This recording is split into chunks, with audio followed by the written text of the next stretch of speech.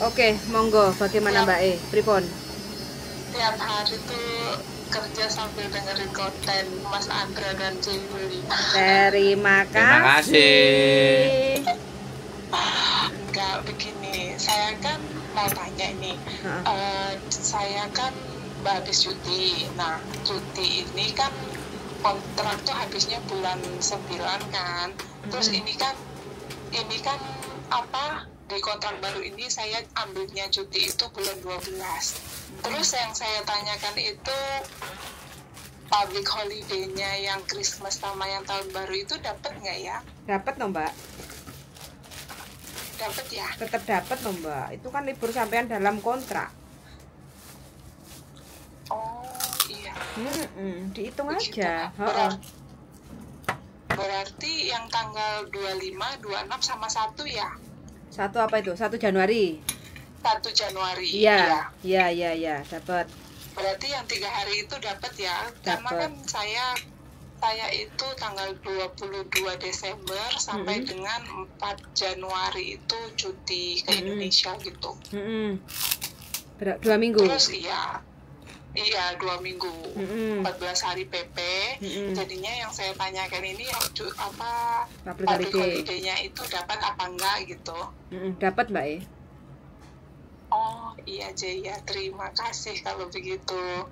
C, Ya. saya tuh penasaran banget. Siap. Mas Andro kan dulu pernah di konten itu kan, oh kalau pinter bahasa Mandarin itu bisa usaha gitu. Nanti saya kasih tahu usaha gitu. Kira-kira tuh usaha apa ya? Sampean bahasanya Mandarin. Penasaran. Bahasanya Mandarin. Iya, Mandarin. Saya kan dulu pernah kerja di Taiwan kurang lebih 7 tahun lebih gitu.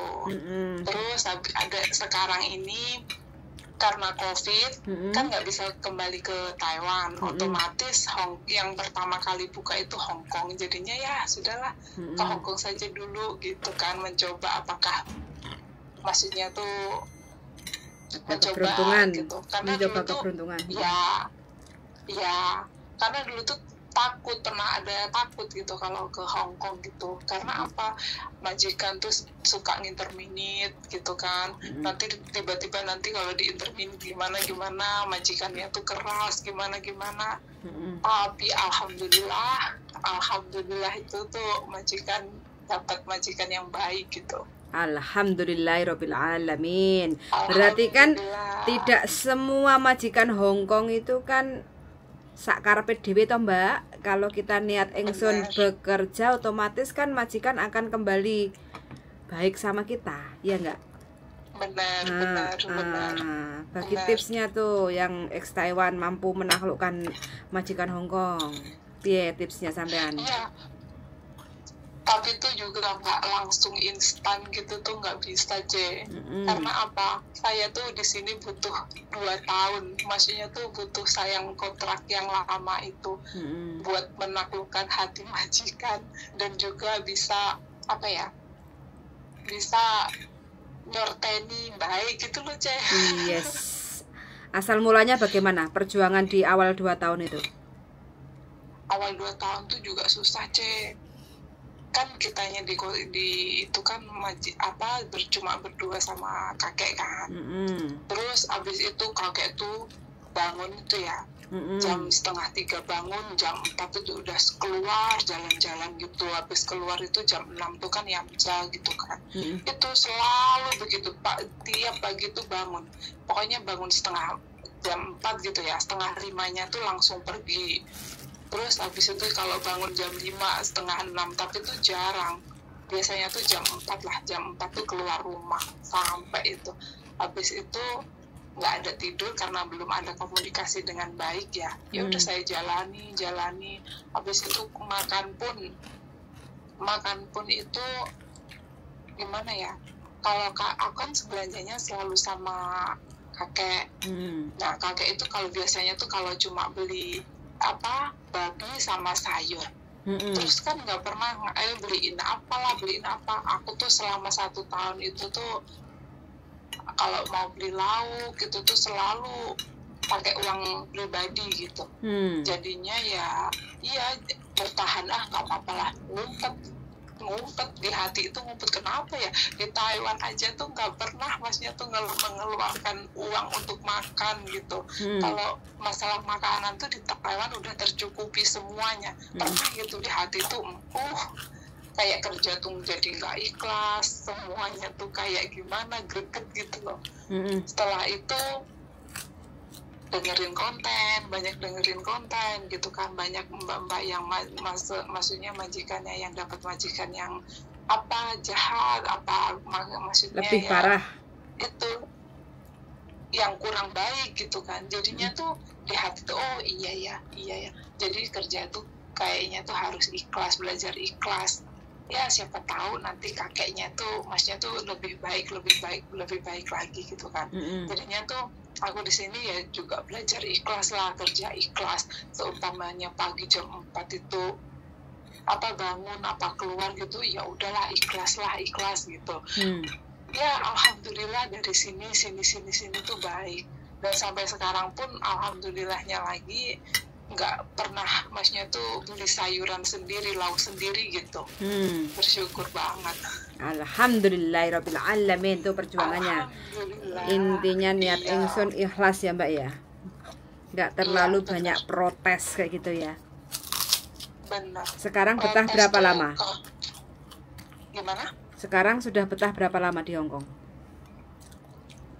Hampir jalan 3 tahun, C. Alhamdulillah. Tuh perjuangannya nggak sia-sia ya. Alhamdulillah. Renew kontrak juga, walaupun pagi bangun jam 4, sayur beli sendiri. Majikan yang dipikir cuma perutnya sendiri, beli babi dan sayur untuk diri sendiri, nggak mikir cecene kayak gitu ya. Tapi sampai ikhlas. Tapi sekarang dengan memperbanyak keikhlasan, akhirnya majikan pengertian ya sekarang. Benar. Sekarang tuh majikan baik gitu. Terus kan, iya, ketambahan kan renew kontrak ini kan anaknya ada menantunya gitu kan. Jadi tuh makanan tuh semakin banyak gitu. Sampai nggak kemakan gitu ya, alhamdulillah. Tapi ya itu kerjaan juga tambah. Non-stop. Tapi ya nggak non-stop lah aja, nggak non-stop. Maksudnya tuh kalau anak-anaknya kerja gitu kan, siang boleh tidur, boleh istirahat 1 jam gitu. Alhamdulillah. Lebih banyak kepengertiannya ya dari majikan. Benar. Nah, pokoknya tuh kita tuh kerja harus ikhlas, harus sabar, nabung sebanyak-banyaknya. Seumpama ada kenalan, jangan kenalan orang yang gak penting, maksudnya tuh uang gitu, nanyain uang, mau pinjam uang gitu. Kalau bisa ya dihindarin gitu aja. Yes. Sekarang tips rahasia bisa Mandarin untuk bisnis. Nah, bojoku ditagih karo Mbak itu. Ya, iya Mas.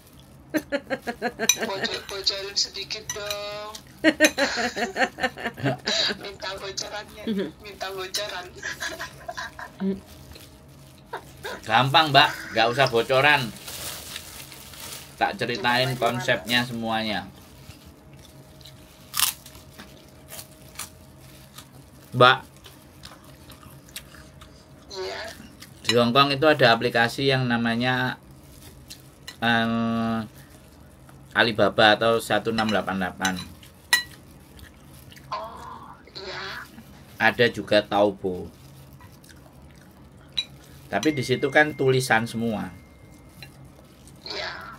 Tapi ketika mau pesan sesuatu, itu ada nomor telepon yang bisa dihubungi, konektornya. Nah, kalau bisa dihubungi kan bisa apa namanya? Telepon. Nah, kalau telepon kan sampean jadi tahu. Sampean kan jadi ngerti. Oh, jadi aplikasi Untuk belanja barang. Oh, aplikasi untuk belanja barang.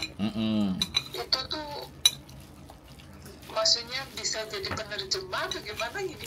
Nah, iya, nantinya kan sampean bisa jadi bukan terjemah aja. Kalau kita bicara bahasa gampangnya makelar.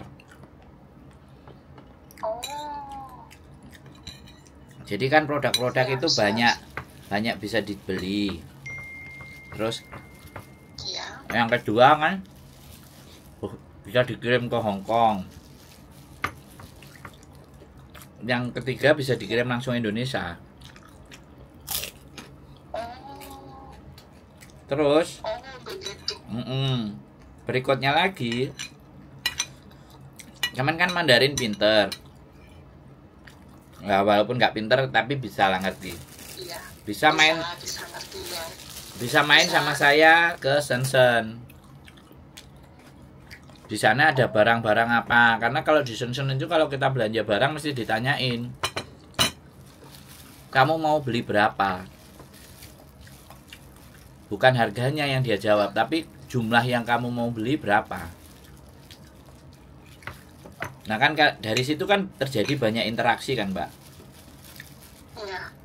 Nah ketika interaksi kan sampean akhirnya punya pandangan, barang apa, produk apa yang kira-kira sering dipakai sama anak-anak, sering dipakai sama teman-teman, kan kayak gitu. Akhirnya sampean juga bisa jadi penjual, reseller.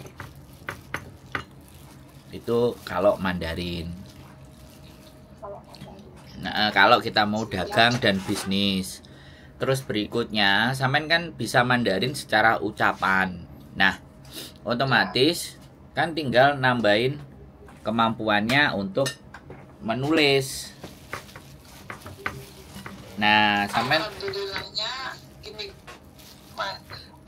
saya bisa baca tulisan tulisan Cina, tapi belum bisa menulis secara tangan. Bacanya sudah bisa. Iya. Nah, di aplikasi itu ada tulisannya. Jadi sampean sangat bisa membaca. Terus yang kedua kan kalau sampean ke Shenzhen, sampean di sana nanya barang ini kayak gimana. Nah, kemudian dia ngasih spesifikasi, sampean bisa belanja, sampean bisa mengerti.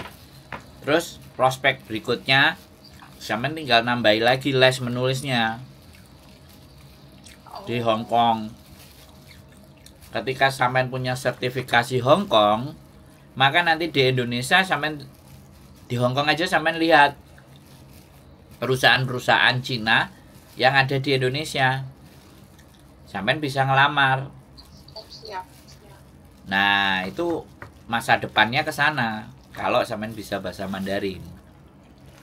Jadi memang butuh effort, butuh usaha untuk melengkapi kemampuan bahasa Mandarin. Kan seperti itu. Kalau untuk les di Hong Kong sendiri tulisan Mandarin atau tulisan Cina gitu bisa ya? Ya ada, ya justru malah ada ya? Ada, justru malah sampean belajar beneran, ijazahnya keluar beneran, bisa jadi guru bahasa Mandarin di Indonesia. Siap. Bahkan kalau sampean pinter lagi dan bahasa Mandarinnya jago, sudah belajar, sudah ada sertifikat kelulusannya, dan itu Hong Kong, kan diakui. Sampean awal-awal supaya sebelum buka kelasnya sampean bikin di TikTok, sampean bikin di Reel. Di Indonesia bisa punya sekolahan sendiri bahasa Mandarin. Siap. Jadi kemampuan kalian itu sebenarnya luar biasa. Cuman kadang-kadang terus aku piye nek iso aku sekarang kayak gini. Nggak di-upgrade gitu loh, Mbak. Paham kan? Iya. Paham. Nah, punya kelas sendiri dalam bahasa Mandarin apa nggak keren? Wah, keren banget. Jadi nanti ketika sampean bisa punya kelas bahasa Mandarin, sampean bisa jadi penyalur pendidikan, atau mereka orang-orang Indonesia mau sekolah khusus bahasa Cina, perantaranya sampean. Tapi kalau di Indonesia itu kelas Mandarin itu jarang banget. Makanya karena jarang, sampean punya peluang. Oh, iya. Bener nggak? saya ngomong. Ide yang bagus. Loh iya, sertifikatnya sampean kelas bahasa Mandarin level 1, level 2, level 3. Oh. Sampean bisa jadi konten kreator. Gitu ya? Sampean juga jadi konten kreator pakai bahasa Mandarin. Biar keluhan-keluhan curhatan teman-teman yang di Hongkong itu kalau dibahasain Mandarin kan majikan ya dikit-dikit tak tahu lah.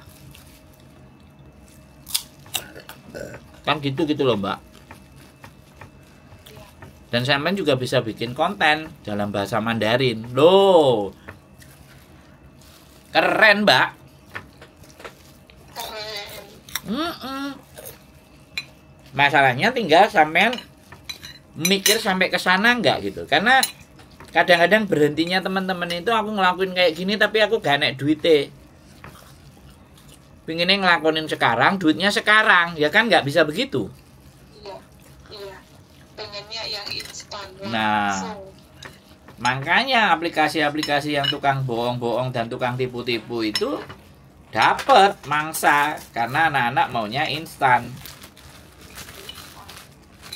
nggak berproses dulu gitu loh. Jadi banyak sekali manfaat. Nah, kalau sampai nanti ternyata bahasa Mandarinnya keren, sampai agak sedikit ekspansi ke Amerika, tambah bahasa Inggrisnya juga keren. Ngajar bahasa Mandarin di Amerika sana rame.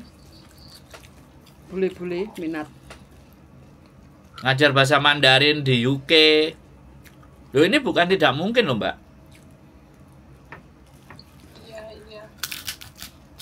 Ada lah ya, ada ide juga. Soalnya apa? Soalnya tuh saya tuh juga mikir, masa sih selamanya maksudnya tuh di perantauan. Nah. Udah dulu pernah kerja di Taiwan, sekarang di Hong Kong. Nah. Terus kapan kita bareng sama anak sama keluarga gitu? Nah.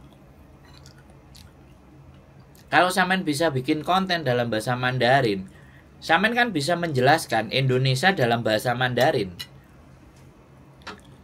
Sehingga Indonesia lebih dilihat lagi sama pengusaha-pengusaha di Cina. Akhirnya pasti yang dicari orangnya adalah sampean. Aku mau butuh ini, produk Indonesia begini. Gimana caranya? Ya yuk ketemuan gitu. Datang ke Indonesia, investor-investor dari Cina. Akhirnya sampean jadi juragan di negaranya sendiri. Tangan pertamanya ya orang Cina. Nah, jadi tidak semua orang cara berpikirnya itu sampai ke sana. Iya, Ya. benar. Nah, ini kan bukan bocoran lagi toh, Mbak. Ini bocoran apa wawasan? Wawasan. Nah. Jadi kalau ngobrol sama saya harus ada sesuatu yang Anda bisa resapi dan tinggal dijalankan. Kan gitu. Dan harus belajar lagi untuk apa ya?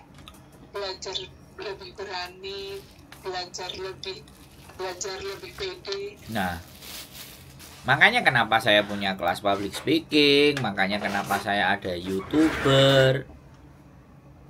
Makanya saya itu sebenarnya bukan konselor, tapi saya customer service.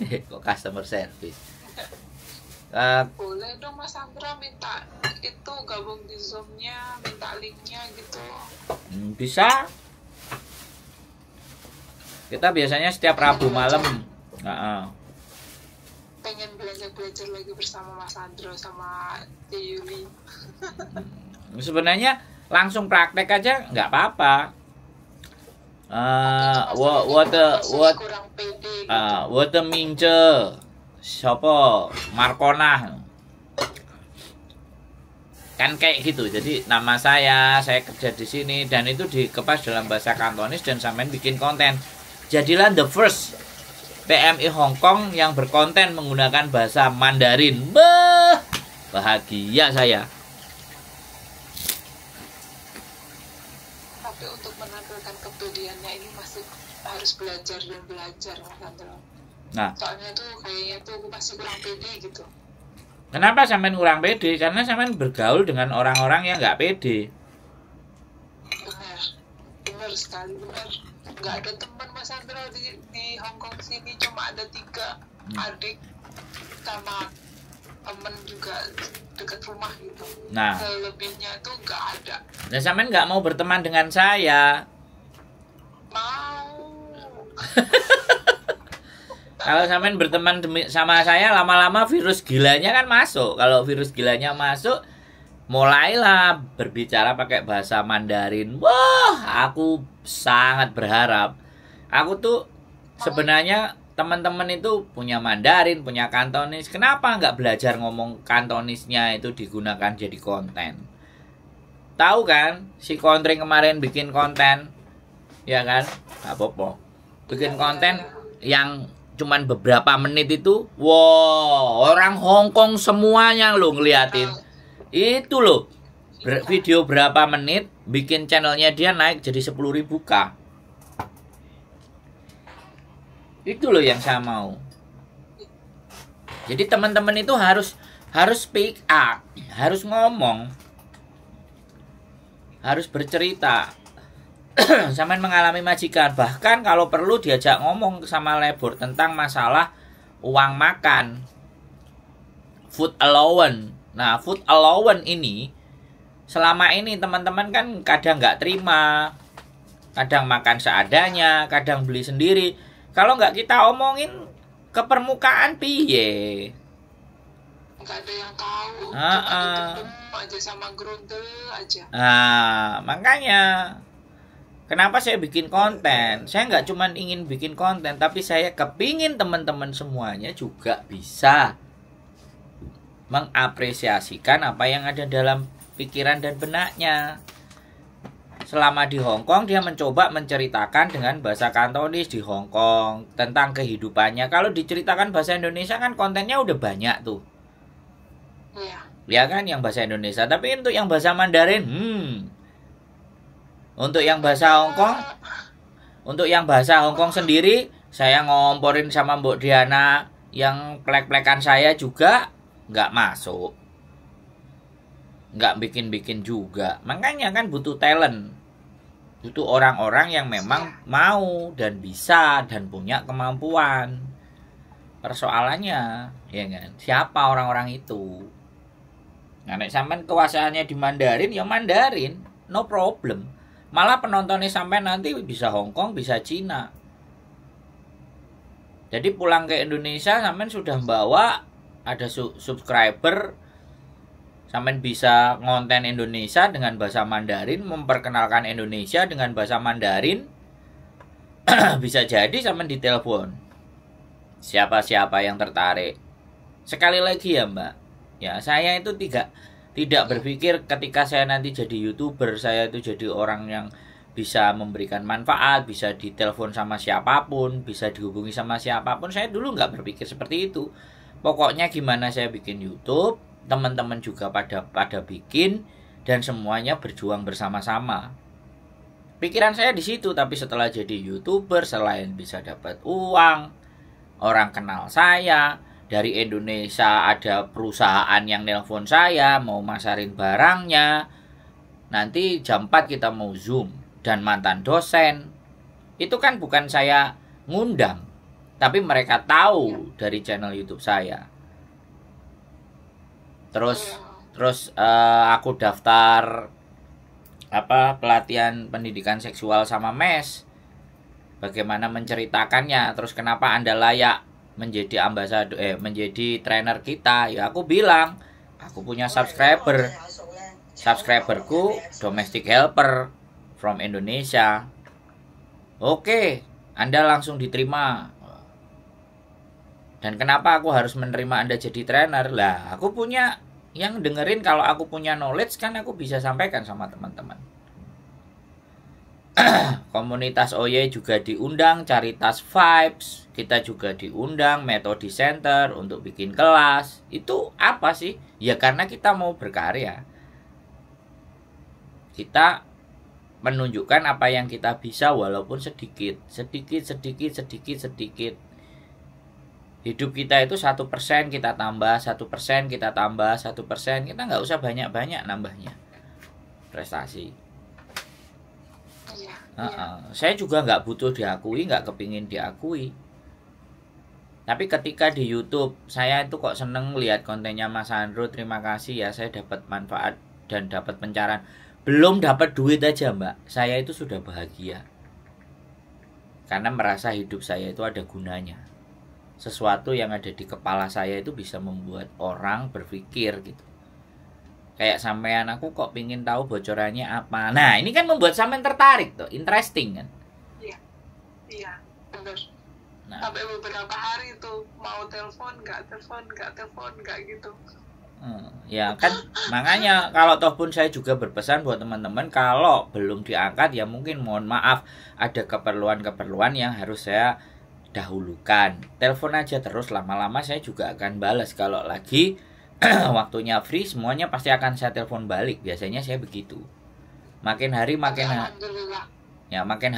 hari tawaran-tawaran bisnis, tawaran-tawaran ngomong, tawaran-tawaran bicara itu banyak sekali Mbak. Tinggal mau saya ambil. Alhamdulillah. Saya telepon 1 kali saja sudah diangkat, berarti berjodoh. Berarti sampean orang baik. Sayanya yang nggak baik kan kayak gitu. Enggak lah, enggak. Baik kok, bermanfaat untuk semua orang, semua cece gitu. Ya, aku sambil kerja, sambil dengerin YouTube-nya, terus pengalaman cece yang lain gitu.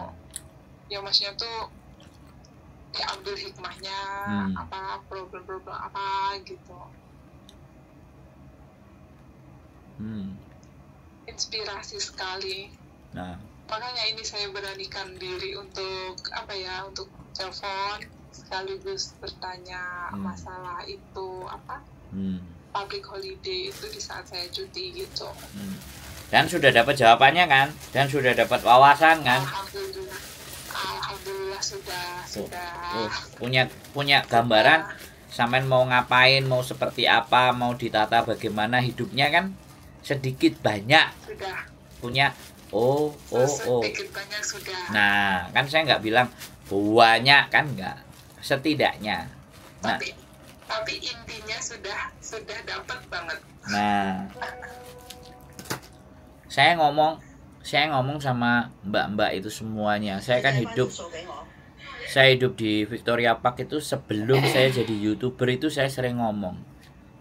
Teman-teman semuanya yang ada di Hong Kong ini itu sudah mendapatkan kepercayaan dari majikan untuk menjaga dan merawat rumahnya, menjaga dan merawat anaknya, menjaga dan merawat anggota keluarganya, menjaga dan merawat anjingnya. Pertanyaan saya, setelah kepercayaan itu didapat terus mau apa? Itu yang tidak terjawab. Karena dalam prinsip hidup saya nih, mahal, sesuatu yang mahal selain waktu itu kepercayaan, dan itu hanya dimiliki oleh orang-orang yang punya harga tinggi. Nah, setelah punya kepercayaan, saya beberapa kali ngomong, kalau punya majikan, bisnisnya properti, ya saya ngomong iseng berhadiah. Coba omongin, di Indonesia itu luas, kamu di Hong Kong beli rumah, di Indonesia bangun hotel, ibaratnya kayak gitu. Kamu di Hong Kong beli rumah, di Indonesia kamu bisa bangun villa. Kan kayak gitu tuh, yang banyak turis wisatanya. Nah, itu iseng berhadiah. Saya analogi berbicaranya itu iseng-iseng berhadiah. Barangkali itu loh, ya kan? Makanya kan ketika teman-teman kita ditanya majikannya kerja apa, nggak tahu, biasanya bisnis begini, ya wes. Kenapa nggak coba iseng-iseng kalau sampean punya kedekatan? Terus ada beberapa yang teman-teman justru malah sebaliknya, majikannya bisnisnya barang-barang Cina, dia disuruh ngambilin barang, nganterin barang, bawa ke toko semua, tapi tidak belajar.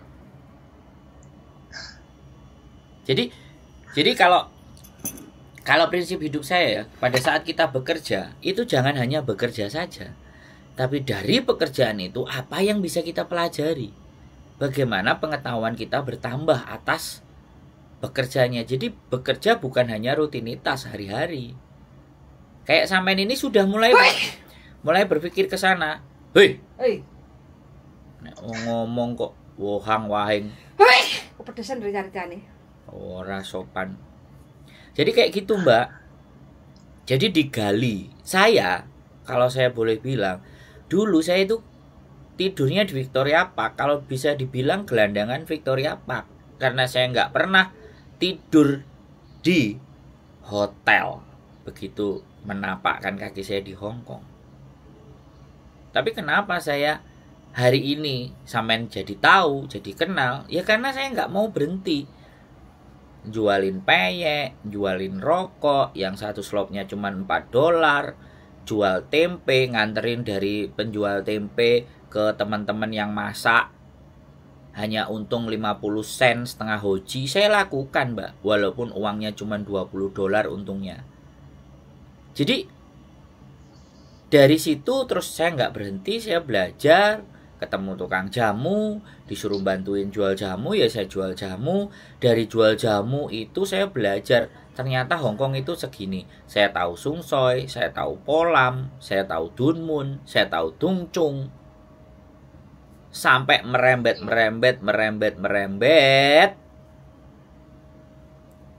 Sampai akhirnya saya pernah Sung Fo, antar produk Indonesia, jadi sales, jadi tukang anternya. Nah, lama-lama kan saya jadi pengusaha importir ketika modal sudah cukup, karena jalannya udah tahu. Nah, hidup itu kan harus tahu jalannya dulu. Mau kemana nih? Nah, begitu ceritanya, Mbak. Jadi, dan saya bukan tukang teori, tapi saya jalanin. Saya jadi turis 23 bulan. Saya bawa duit 400 Hong Kong dolar. Waktu itu 900.000 rupiah, tak tuker $400. Saya hidup sampai sekarang. Dapat istri. Jadi kalau bicara uang sama saya itu, uang dan kekayaan itu budak bagi orang bijak. Tapi uang dan kekayaan itu jadi tuan bagi orang yang bodoh. Iya, benar.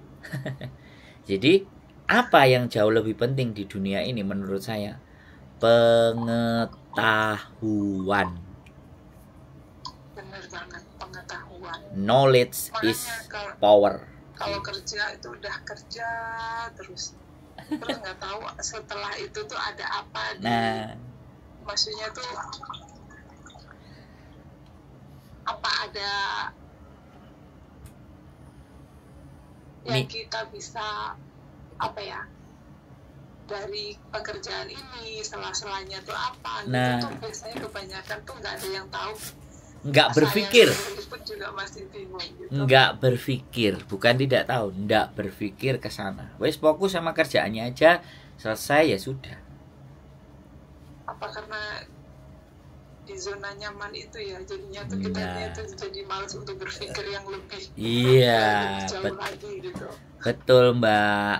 Makanya dalam hidup, kalau sudah kena di zona nyaman itu, mohon maaf ya sekali lagi kalau saya loh ya, kalau saya sudah merasa di zona nyaman, saya tambah goblok. Kurang wawasan. Saya tambah goblok. Saya nggak men-challenge diri saya. Makanya kurang kerjaan ini Mbak saya. Masalahnya orang kok didengerin. Bener nggak? Enggak lah. Enggak, kalau enggak. Loh, gitu. enggak gini loh. Samain logika aja. Yang saya dengerin itu kan masalahnya orang. Bener nggak? Ya. Bisa nggak saya nggak peduli dengan masalahnya mereka? Bisa banget. Tapi saya justru bagaimana masalahnya mereka itu bisa, setidaknya kita berikan gambaran yang jelas buat yang punya masalah, agar dia bisa dan mampu mengambil sebuah keputusan. Kan begitu Mbak ceritanya. Di sepatu nih. Mendapatkan solusi. Nah, selain dapat solusi plus wawasan. Nah, ya, kan itu. Bener banget. Iya, karena sampean tahu di dunia ini pahala apa yang tidak terputus walaupun kita meninggal? Pahala jariah.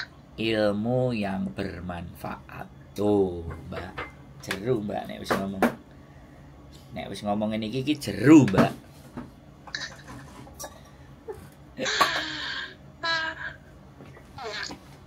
Oke?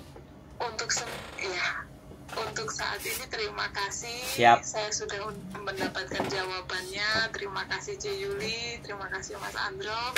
Oke. Sehat selalu. Saya kedepannya itu maksudnya tuh bisa melangkahnya lagi tuh tidak takut dan memberanikan diri untuk melangkah lebih jauh lagi. Amin. Kalau ada waktu gitu saya mencari C. Yuli dan Mas Andro ngopi gitu. Monggo, itu senengan saya, Mbak. Ngopi Mas deh. Terima kasih. Siap. Assalamualaikum warahmatullahi wabarakatuh. Waalaikumsalam warahmatullahi wabarakatuh. Oke teman-teman semuanya,